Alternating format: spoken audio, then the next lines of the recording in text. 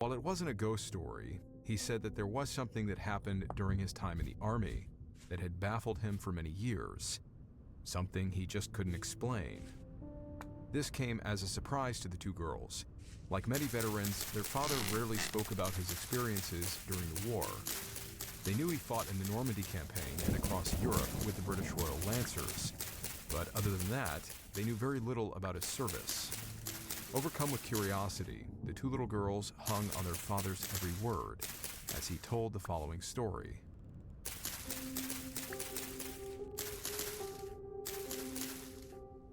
On June 6, 1944, Kat's father landed on the beaches of Normandy, France.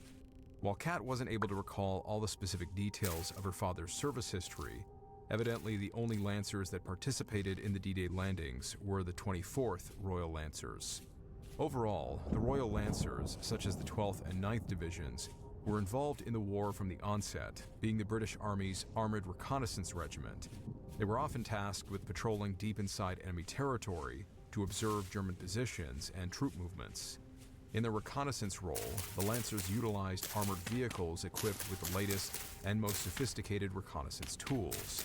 Their vehicles were designed to provide high mobility and protection, allowing the Lancers to operate effectively in various terrains, while simultaneously minimizing their engagement with enemy forces. Because their purpose was to collect valuable strategic information, direct combat was usually avoided unless it became absolutely necessary. However, as the war progressed, some Lancer patrols were eventually tasked with direct offensive operations against the Germans. The 24th Lancers were one such specialized cavalry regiment, and did not primarily serve as a reconnaissance unit. Instead, they were actively participating in frontline engagements with their Sherman tanks. As part of the 8th Armored Brigade, they were involved in significant combat operations following their landing at Gold Beach on D-Day. This included fighting around key locations such as Puteaux-en-Bessin and Villers-Bocage shortly after landing. Their role was to engage in direct combat against German forces as part of the British Army's effort to push the German lines back during Operation Overlord. One of their first objectives was to capture the city of Caen, which would ensure their supply lines and provide a strategic advantage. Likely during this operation, Kat's father, seated behind the steering levers of his Sherman tank, accompanied by 4 other Lancers as his tank crew, found himself setting out on another forward patrol.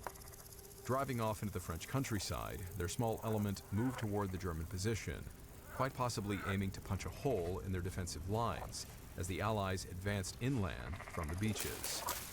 And that's when something strange happened.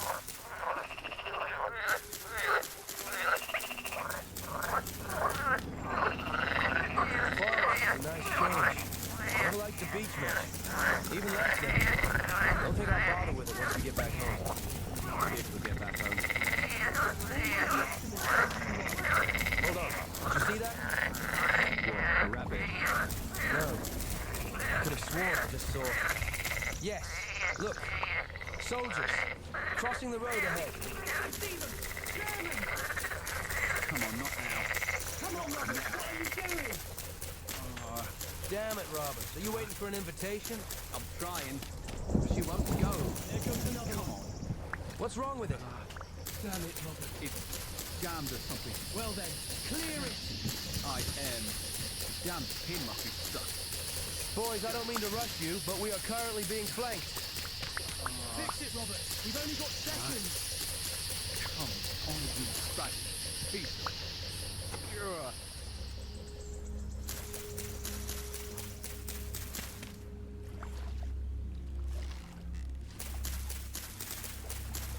At some point during their patrol, being the lead vehicle, Kat's father suddenly noticed movement ahead of them. The Lancers held their breath as they watched several men begin darting across the road, one by one. There were no other friendly units this far forward. These were enemy soldiers, and it looked like they were now moving to flank the Lancers' position for an ambush. The tank's gunner made a fast decision, turning his machine gun to face down the road, hesitating only for a moment before squeezing down on the trigger. But nothing happened. Suddenly, at some distance up ahead, They spotted enemy troops going across the road, one at a time, moving from cover to cover. When they turned the gun on them, it strangely wouldn't work. The gun didn't appear to be jammed, and none of them could figure out why it didn't fire. They kept trying to shoot each time they saw someone jump across the road, but the gun continually refused to fire. Kept checking the gun, couldn't find anything wrong. Meanwhile, these enemy troops kept moving down the road from them, which they could only watch until the entire unit had crossed. While Kat's father and the other men worked on getting the gun fixed, the enemy troops, thankfully, seemed to have left the area. No ambush ever came. For their own safety, the Lancers were under orders to maintain radio silence during the operation. At the time, not only could the enemy eavesdrop on their communications, but the Germans had demonstrated their ability to target Allied radio transmissions, triangulating the positions of transmitting units and launching attacks on them. For the time being, unable to call back to headquarters for further guidance, and despite having already encountered the enemy, all the Lancers could do was continue to push forward. Confused about why the gun wasn't firing, having found nothing wrong with it, the gunner cleared the chamber, reloaded the belt of ammo, and rechambered a new round. He decided it was best not to fire it and risk exposing their position, but waited for a chance to test it. Sometime later, he got his chance. A couple hours after this, they were attacked by the enemy. There was a German sniper who was up in a tree. They turned the gun on him, and bam, it worked just fine. They had no idea why it had not worked earlier in the day. Later on, either that night or the following day, they made an interesting discovery. Those enemy troops jumping from cover to cover, they were not enemies. They were us, our guys, British troops. For whatever reason, either they were not where they were supposed to be, or it was simply a communication breakdown, but my father's unit had no way of knowing that they had been trying to fire on their own guys. There was never any explanation as to what was up with the gun, but as far as I'm concerned, somebody intervened that day.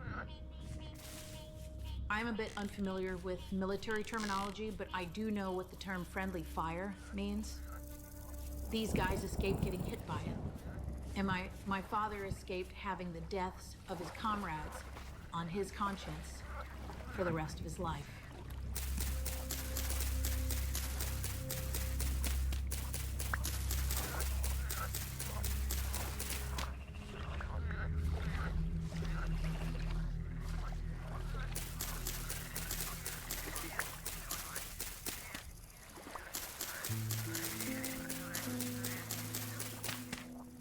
Bizarre as it is, the story shared by Kat's father isn't entirely uncommon. Perhaps there is some unseen force at work on the battlefield, guiding the outcome of the war, or at least the lives of the individual soldiers.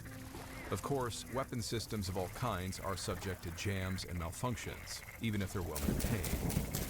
Still, what were the odds that the main gun on that vehicle malfunctioned at the exact moment to avert a tragic friendly fire incident, only for it to fire on an enemy soldier later? Kat's father was the one who lived the experience, and as he told his daughters, the reason the story stayed with him was that he had no explanation for it. Was it just extraordinary luck?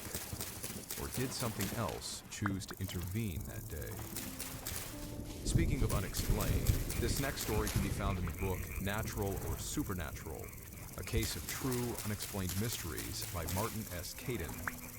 It takes us across the globe to the Second World War's Pacific Theater and centers around a unique search and rescue mission flown by members of the 98th Heavy Bombardment Squadron.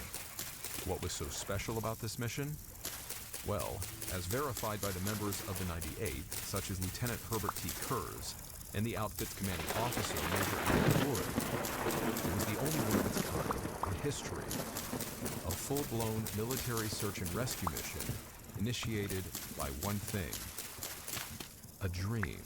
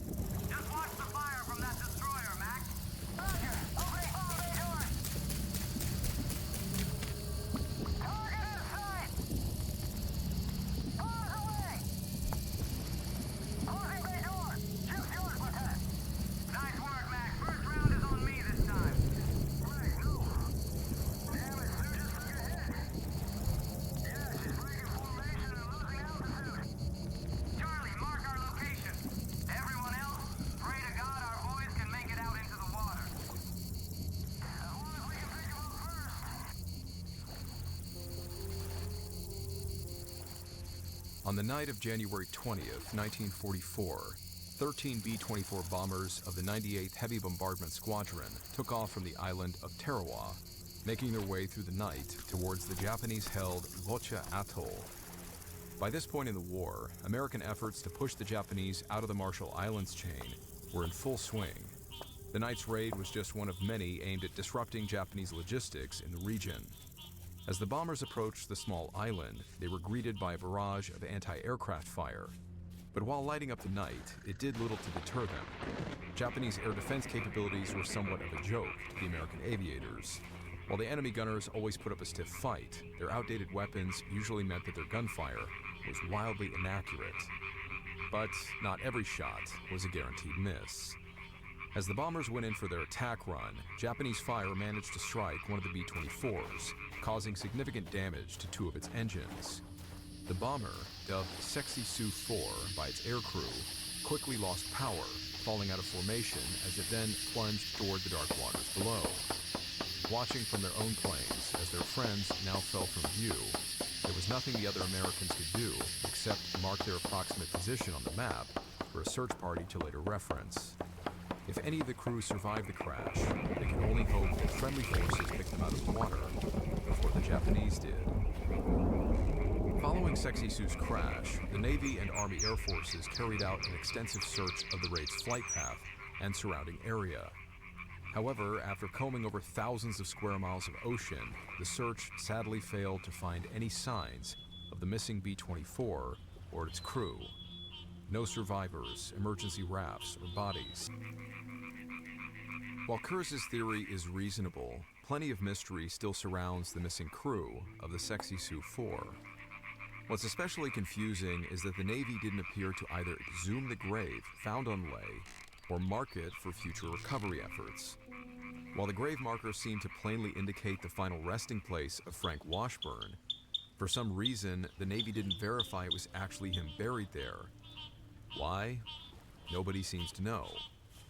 In George Kurz's opinion, it is likely that he is still resting in the sand, somewhere on the lonesome islands of Ley Atoll.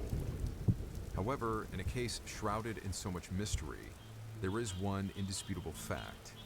When Sexy Sioux 4 went down, 9 men were lost with it.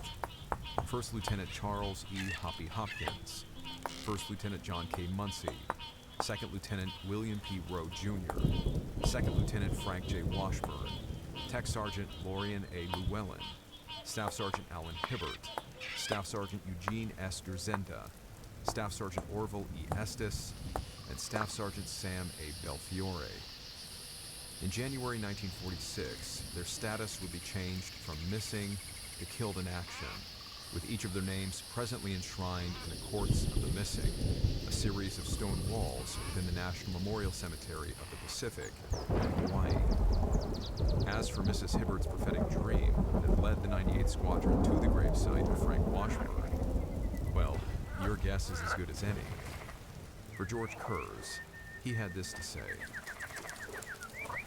I believe that the mother of one of the crewmen had a dream about her son while he was with Frank, and that she identified Ley Atoll in a way that utterly defies explanation.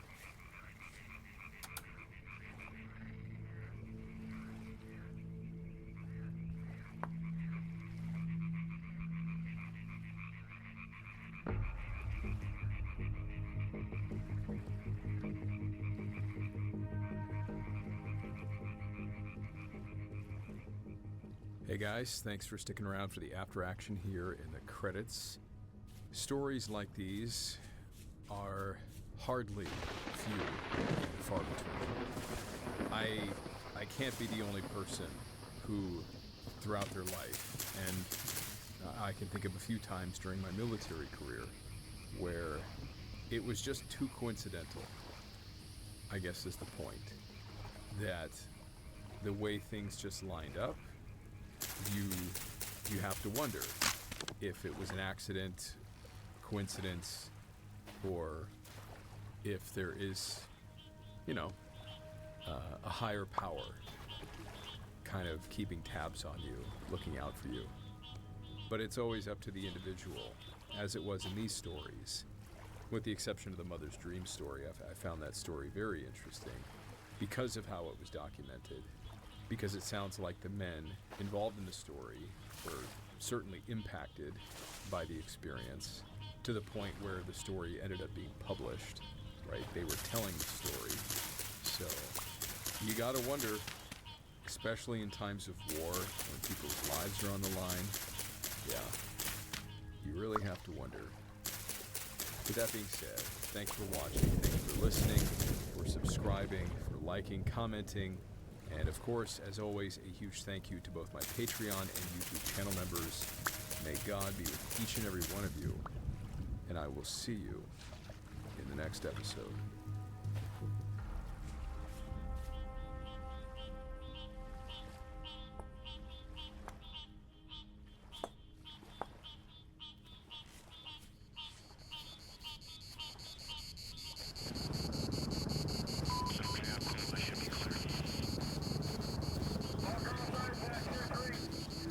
One of the last things I thought of when I walked into the recruiting office was how much the military likes to do things at night. Somehow we were always waking up very early and staying up very late. I never bothered to look up what the word reveille meant, but it must be a French word for wake up, it's still pitch black outside. But walking around in the dark, you tend to bump into things. So at least when the jungle wasn't too thick, we always wore our nods, or NVGs, night vision goggles. I remember the first time I got to use night vision goggles. It was exciting, but it took some getting used to. Everything is green, and the image you're seeing is sort of grainy. It's not super clear. We usually only wore one optic over our non-shooting eye and left the other eye open. And if the moon is out, you can usually see pretty well at night. Eventually your brain adapts to using the lens and it combines both the green image from one eye and whatever you can see with the other eye if there's good enough illumination. But after staring through the lens for several hours, I have to say, it is weird. It's not a normal way to look at the world. It's not like we were ever supposed to see in the dark like this. And it is the real world you're looking at, not a badly rendered video game. But it looks like it. And so this can play tricks on your brain, and you start to see things. And you really can't tell if these are just hallucinations or not. But the night vision optics we use today are the product of decades of testing and development. 50 years ago, in Vietnam, soldiers were using different types. And evidently, one of these early experimental models didn't use green light, but red. And it also incorporated a chemical called dicyanin.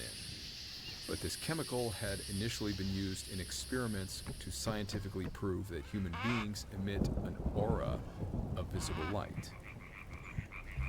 As one Vietnam veteran recounted to his son, the combination of these elements had a terrifying effect on the soldiers who used the experimental goggles. Evidently, they saw things that human eyes never should have. This is the story of the demonic night vision goggles. The mist which hangs before you, to pass through or to escape. Beyond it are stories which defy explanation and fly in the face of what we know to be real. It is a void of both reality and impossibility, of both fact and superstition. You alone are left to discern what to believe as you pass through what we call fog war.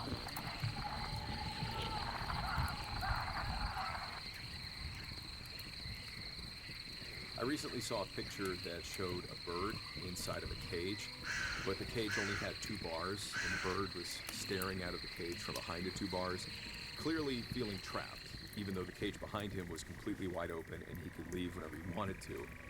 And it reminded me about myself, and I had to laugh. There's nothing more freeing than being comfortable with who you are, allowing yourself to make mistakes, to learn from them, and to allow yourself to be vulnerable and honest with the people around you. But for many of us, that doesn't come naturally, especially not for me.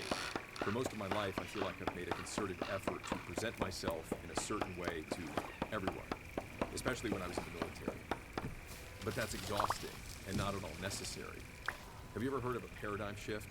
Well, the shift didn't happen for me until I recognized that it was the inner conversation I was having every day about myself that was the problem. And in light of this, I want to thank BetterHelp for sponsoring this episode. You don't need a clinical diagnosis to benefit from therapy. Work stress, personal challenges, there's endless reasons to try it. BetterHelp will connect you with a therapist to guide you in changing that inner dialogue. Fill out a questionnaire, get matched in days, and switch therapists at any time at much the cost. Their well-qualified therapists and responsive support team make the process super easy. I met my own therapist through BetterHelp over a year ago.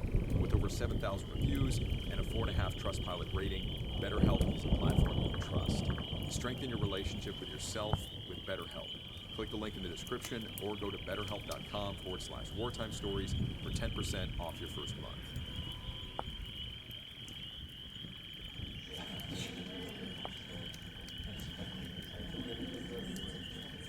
Friends, welcome. Tonight, we gather in this special moment to reach across the veil and open a door into the unseen. The spirits walk among us, waiting for their time to speak. I ask each of you to join me in silence, allowing your thoughts to calm and your hearts to focus fully on the energy in this room. Stillness, please. Let the voices of the living fade so that the spirit of Charles may reveal himself. He is near.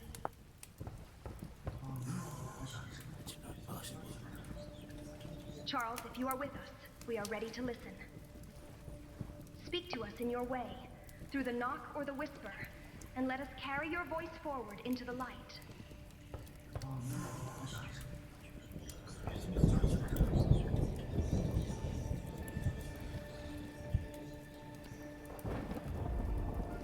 Around the middle of the 19th century, the Western world was in the midst of what was called the spiritualist movement. Spiritualism, which was basically a social religious movement, is widely believed to have started in the small town of Hydesville, New York in 1848. Specifically when two young women, Maggie Fox and Kate Fox, made an astonishing claim. According to the Fox sisters, their house was home to the spirit of a man who had been murdered on the property some time ago. How did they know this? Well, because they had been directly communicating with him. The house was believed to be haunted when they first moved in. At least, that's what the neighbors told them. But when the sisters began hearing strange bumps and knocking sounds, the rumors seemed to be quite true. Kate Fox invited the spirit to replicate her finger snaps and was successful in developing a system of communication. When they started asking the spirit questions, they discovered it was a 31-year-old peddler named Charles B. Rosna who told them he had been murdered for his money and buried under the house. Naturally, these bizarre claims were met with skepticism, but when some of the neighbors also confirmed hearing the rapping sounds, the story gained traction. Neighbors reportedly uncovered fragments of hair and bones during excavations under the house, though later investigations described these findings as inconclusive and possibly hoaxed. In any case, the whole thing garnered a lot of interest throughout North America and Western Europe. By the time they were both 18, the Fox sisters had gained fame as mediums and began touring and giving spiritualist performances, which were captivating to their audiences. The older sister Leah helped manage their careers. Maggie later confessed in 1888 that they had made up the whole thing, and the rapping noises everyone was hearing was their knuckles cracking. But her confession didn't stop the growing fascination with spiritualism. The possibility that we could communicate with the dead wasn't even a new idea, but in the second half of the 19th century, it had quickly become a fashionable pastime. Even Queen Victoria was holding regular seances in Buckingham Palace to speak with her late husband, Prince Albert.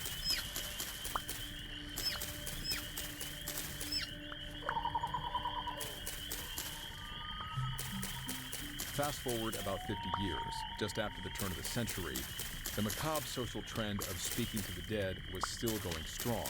The Western world was hooked on all things spiritualism. Millions of people, to varying degrees of success, attempted to commune with the dead using tarot cards, Ouija boards, crystal balls, and everything in between.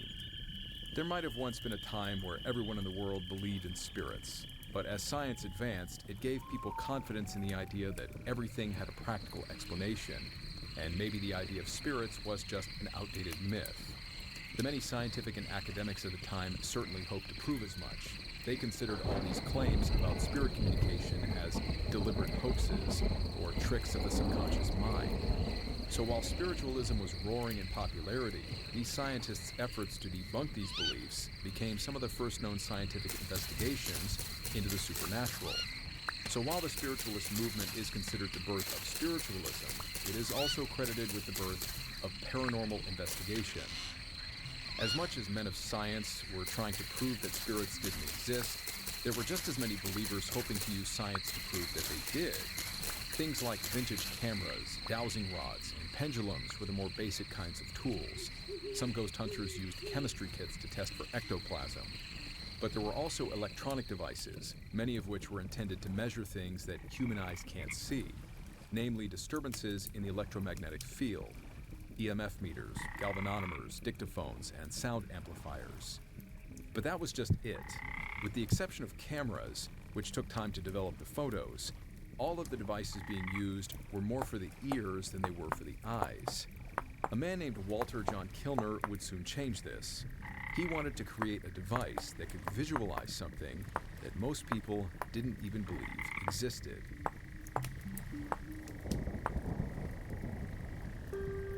On most mornings towards the end of the 19th century, Walter would be found heading towards St. Thomas's Hospital in London, where he worked as the head of electrotherapy. During his time working at St. Thomas's from 1879 to 1893, Kilner's electrotherapeutic treatments were the cutting edge of medicine. His numerous research papers greatly contributed to academic literature. He became a member of the Royal College of Physicians in 1883, which was a significant milestone in his medical career. Perhaps because of his medical credentials, Kilner wasn't noted as being a believer in all things supernatural. Not much is known about his personal religious beliefs either. But with the ongoing craze of spiritualism happening in the background, Kilner no doubt had an opinion on it. As one of the hospital's leading medical electricians, he would have at least told anyone that just because something couldn't be seen with the human eye didn't mean it wasn't there. His profession involved harnessing electrical currents and directing this unseen energy at the human body. While reading through the works of Dr. Carl Ludwig von Reichenbach, a renowned chemist, geologist, naturalist, and philosopher, we know that Kilner became fascinated by the possible existence of natural energy fields.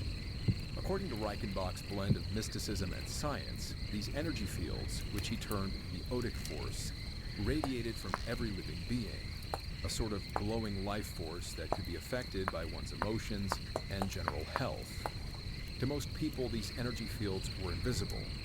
However, Reichenbach theorized that certain sensitives could perceive this phenomenon through well-trained eyes, or by manipulating their own Odic force through the use of magnets and electrical currents. Even though Reichenbach's research clearly combined his unfounded personal beliefs in spiritualism with his more grounded research in naturalism, Kilner saw merit in his theories. By now, modern medicine was well aware of the fact that the human body, along with all living things, was powered by its own electrical current. Kilner thought it was entirely reasonable to think that this energy could radiate out from a person, as Reichenbach's theory suggested. Kilner ultimately became convinced that the Odic force could be proven to be a physical, observable manifestation of electromagnetic energy surrounding the human body.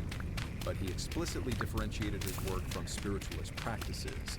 This energy was a scientific phenomenon, not a spiritual one. If only he could find a way to somehow make these energy fields visible to the human eye, Kilner wondered what new things they might be able to learn about the human body. Possibly it might even help doctors in diagnosing or better understanding certain illnesses and diseases. Spurred on by the hope of a major scientific discovery, towards the end of his tenure at St. Thomas's Hospital, Kilner began researching how to visualize what he later called the human atmosphere.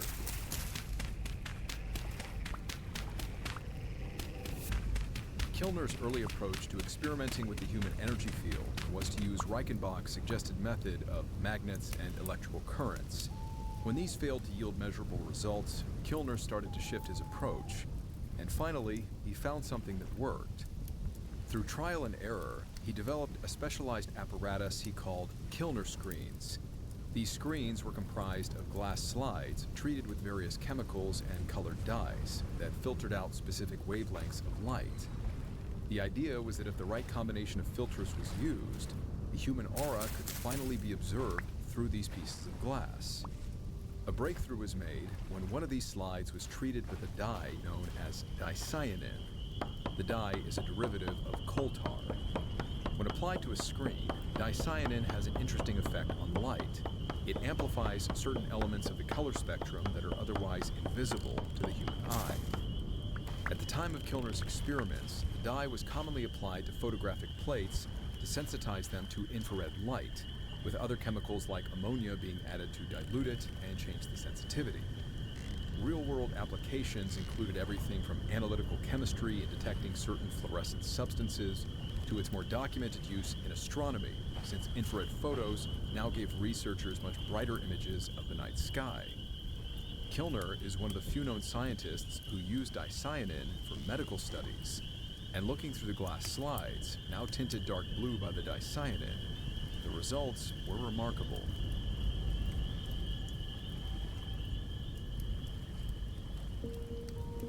While the dye reduced the human form to a featureless black outline, the blue screen clearly showed a glowing emanation that appeared to radiate several inches from the test subject's body.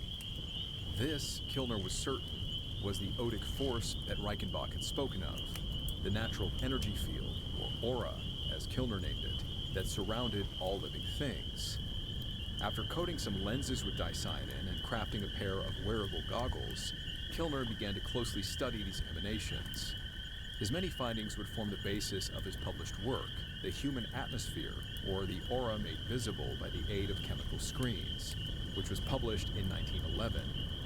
In it, Kilner describes the aura, breaking it down into three distinct layers: the inner aura, outer aura, and the etheric double. With the aura being invisible to the naked eye, he determined that was because it fell within the ultraviolet spectrum of light. On a scientific note, it's long been known that light exists as wave energy on the same spectrum as all electromagnetic energy, from very short gamma rays, aka radiation, based on his own observations, which apparently could not be recreated easily. Many dismissed his findings as artifacts of optical illusions or physiological effects. A 1912 review in the British Medical Journal remarked that Kilner failed to provide convincing evidence of the aura's existence as, quote, a purely physical phenomenon. Despite Kilner's sincere efforts at scientific discovery, the human atmosphere was widely regarded as pseudoscience. Unfortunately, if there was any hope of defending his research, either because of his advanced age or declining health, Kilner never had the opportunity to do so. Just 9 years after publishing his work, Walter John Kilner would pass away at the age of 73. Kilner's lack of engagement with critics and his failure to defend or clarify his findings led to the scientific community viewing his work with suspicion and skepticism. As such, his posthumous reputation largely faded over time, but apparently certain aspects of Kilner's research would live on, though likely not in the way he was expecting or hoping for. Specifically, there was a very strange and honestly terrifying story that is said to have taken place during the Vietnam War. Some of the greatest advancements in technology have happened because of wars, everything from wristwatches to GPS and the internet. In the 1960s, the government was evidently investing in the creation of wearable optics that would allow their soldiers to see in the dark, something the guys fighting in Vietnam really could have used. The problem was, the Army was evidently using Walter Kilner's research. And if the dicyanin-tinted lenses of his goggles could allow people to perceive the invisible human aura, what else would they see?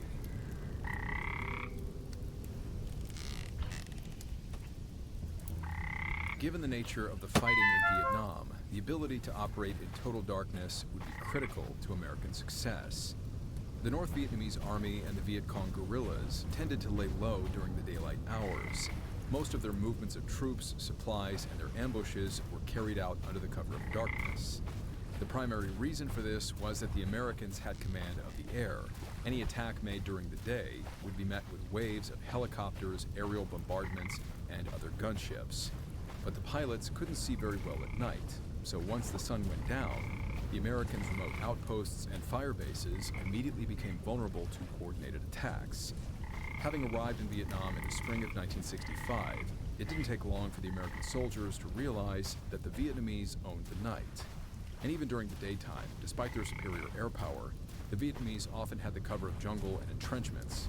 Plenty of helicopters went out to drop off troops and supplies and medevac the wounded, and never made it back, shot to hell by overwhelming enemy ground fire.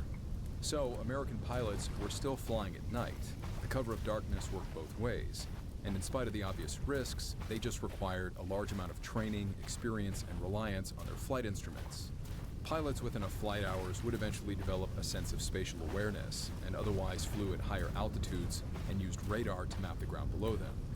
But overall, if they could see, it would make the war a lot easier. Night vision wasn't a new idea.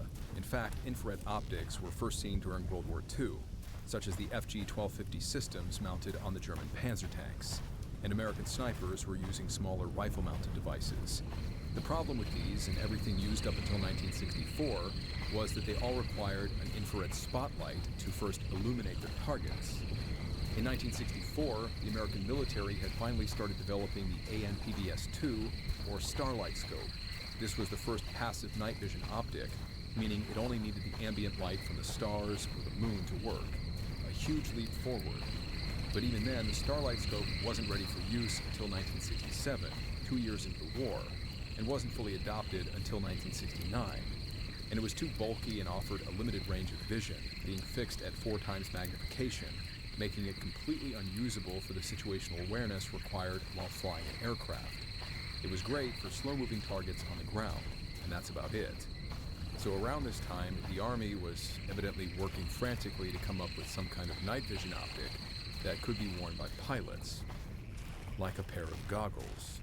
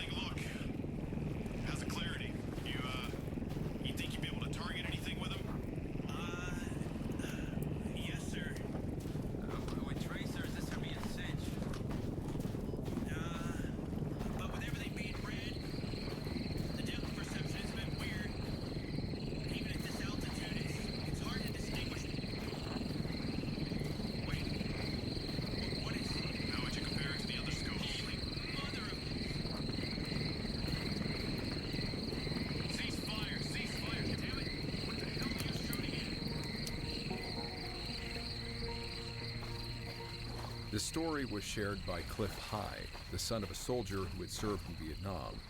He wasn't a conventional ground soldier. Having enlisted in the Army during the 1950s, Cliff said that his father received a battlefield commission to officer during the Korean War. Now in Vietnam, he would have been a field officer, possibly a colonel, overseeing one of the operational units in country. Specifically, although the unit name is not known, during his 3 tours in Vietnam, he was in charge of overseeing a number of technological projects. It was during one of these tours that his father's unit was tasked with a very unique experiment, the testing of a small batch of prototype night vision goggles that were issued to a select group of helicopter flight crews. As opposed to the contemporary version of night vision goggles, which use a green light, these optics being tested in Vietnam were filtered through the red color spectrum. Since red doesn't tire out the night vision capabilities of the human eyes, it's possible that this was thought to be a more tactical spectrum to use. Human eyes detect more shades of green than red, making the red color spectrum less dynamic, but the clarity was evidently decent. According to Cliff, the optics also had a secondary filter that flipped to a yellow spectrum for detecting heat signatures. There was only one problem. Possibly hoping to enhance them in some way, as the story is often told, these experimental night vision goggles had been treated with Walter Kilner's dicyanin solution, and the results were terrifying.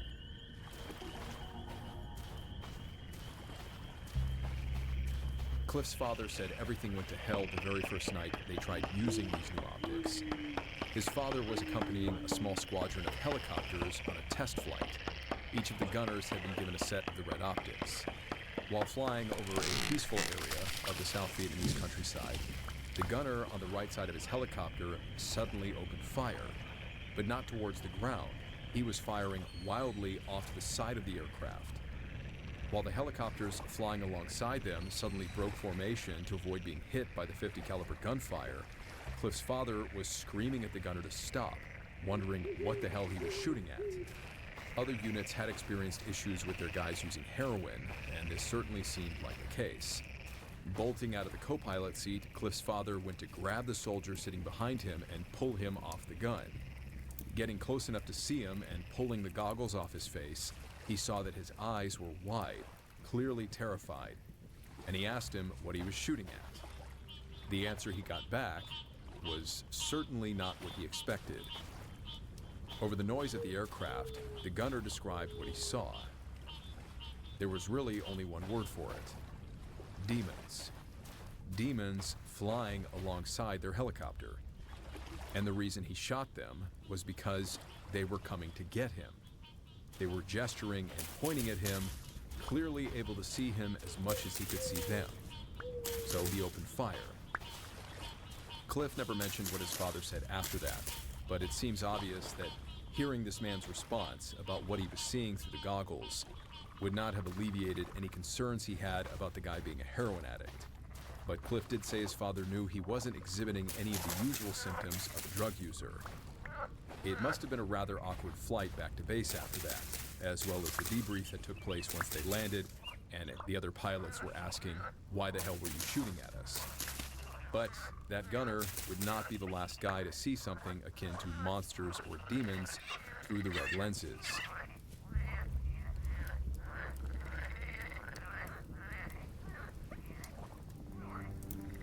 Over the following weeks, whenever the crews were sent out to test the optics, again and again, more reports were being made about the men being scared out of their wits by what they saw through the goggles. Because Cliff is telling the story secondhand, it's hard to say why the program wasn't canceled immediately, or whether the initial reports were even being taken seriously, or if these creatures were actually visible to everyone who used the goggles. It's possible that the higher ranks simply thought that everyone was on drugs, or they thought that the lenses simply had hallucinogenic side effects. But as the unit morale began to decline, with the psychological effects of wearing the goggles becoming increasingly apparent, officers and pilots were apparently told not to wear the goggles to avoid suffering these side effects. But Cliff's father eventually just grabbed the pair, wanting to know what they were doing to his guys. And the experience haunted him ever since. Cliff's father put the goggles on and saw that with everything being red, it already looked like some kind of gothic, hellish landscape. But as he then peered around the area near their camp, he saw what appeared to be winged creatures with claws leaping down from the surrounding treetops. Now terrified himself, he pulled off the goggles and was staring at the treetops, and there was nothing there. Just the fog drifting over the tops of the trees in the quiet night. This is where Cliff concluded his father's story, having previously stated that his father realized that whatever these red goggles were, they weren't going to be useful. He effectively canked the whole disastrous experiment after only 60 days of trials. Considering the pragmatic nature of military reporting, if these events happened as stated, it's unlikely the upper echelons of the Army ever heard about these incidents from either Cliff's father or any of the other officers hoping to stay in the Army long enough to receive their retirement pension.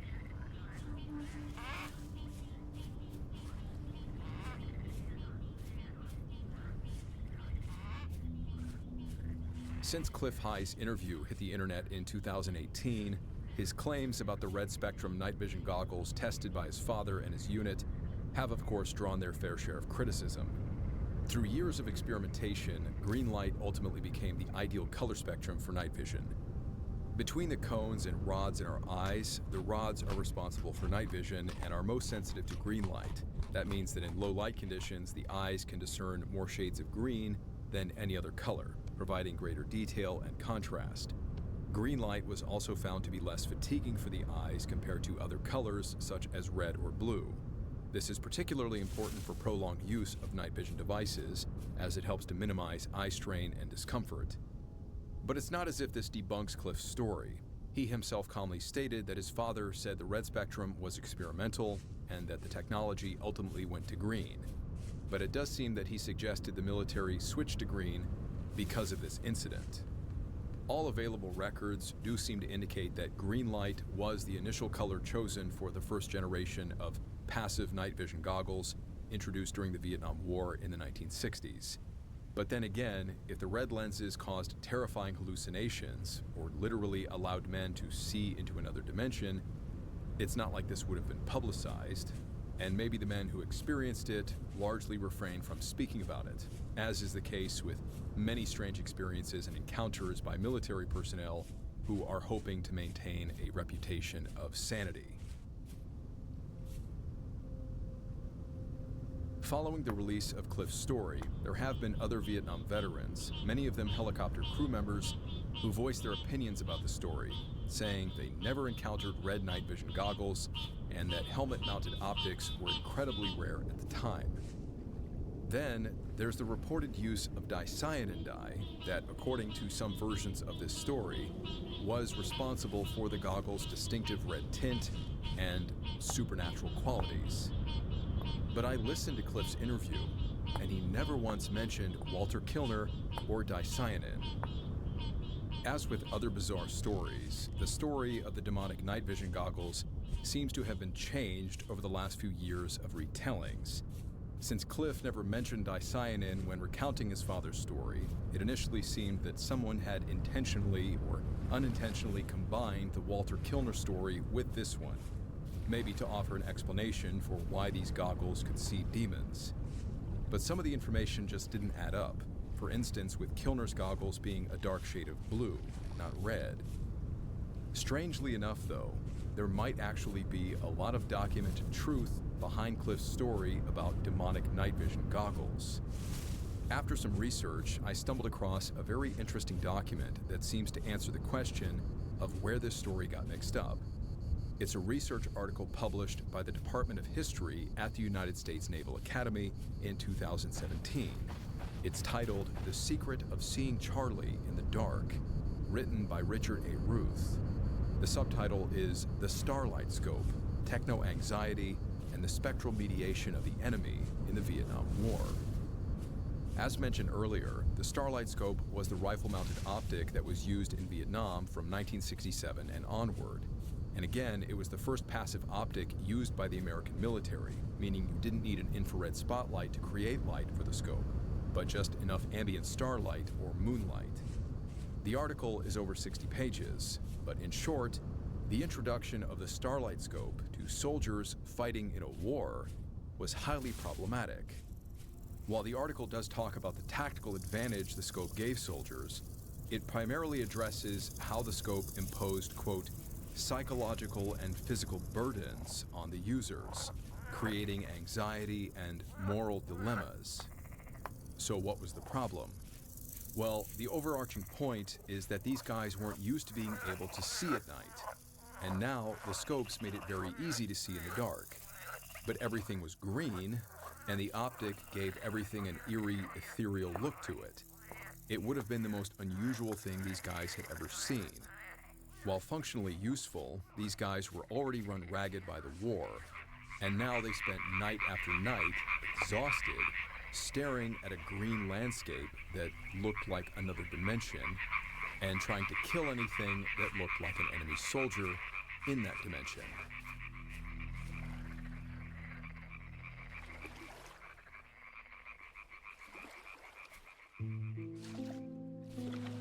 When I was in the Marines, as part of a training course I once spent about 3 days locked in solitary confinement. They put each of us in a dark room, about 4 feet by 2.5 feet. It was more like a box, with nothing but a piece of wood to sit on and a bucket in the corner to pee in. And we had to ask permission to use the bucket. It was very degrading. The only light coming in was through a small crack under the door, and they didn't let us sleep. Oh, I fell asleep, but they checked on us every few minutes, and trust me, you didn't want to let them catch you sleeping. They had a little peephole in the door where they would check. After about a day, I lost track of time, and then I started hallucinating. This was training, and they told me beforehand that this would happen, and I realized they were not lying. The combination of being exhausted and having nothing to look at, it's like my brain was trying to stimulate itself by creating images. But I knew I was just imagining things. I watched a tree growing in a grassy field, and then a girl with a wicker basket in a dress running across the field, and then the tree morphed into an old man smoking a pipe, things like that. I have also seen weird things through my own NVGs, especially when I was already tired from multiple sleepless days during reconnaissance training or long patrols.